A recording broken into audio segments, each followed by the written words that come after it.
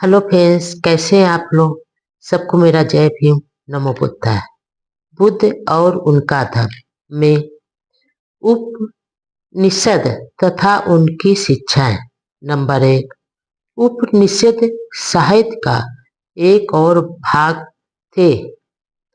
ये वेदों के भाग नहीं है, या धर्म वैधानिक प्रामाणिक नहीं है, या श्रुति बाह्य है। नंबर 2, यह सब होने पर भी ये धार्मिक साहित्य का ही अंग है।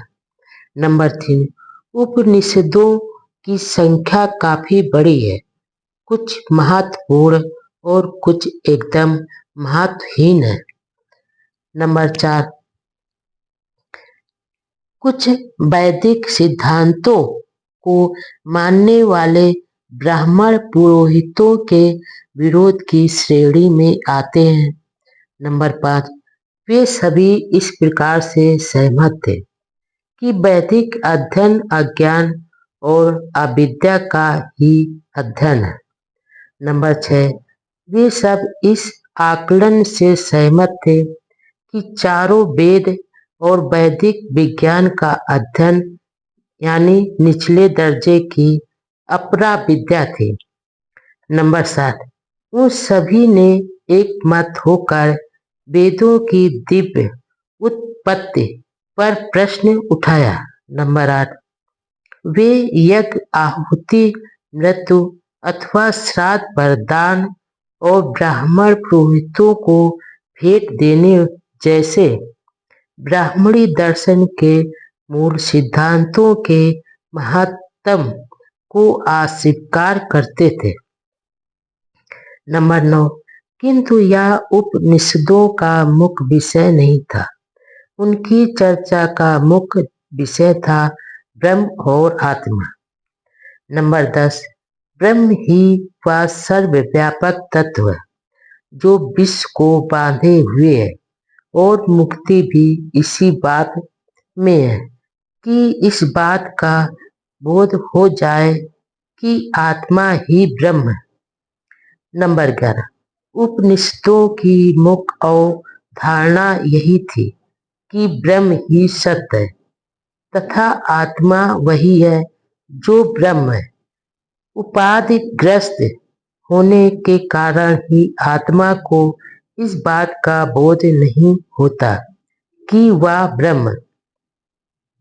नंबर 12, प्रश्न था, क्या ब्रह्म एक वास्तविक सत्य है।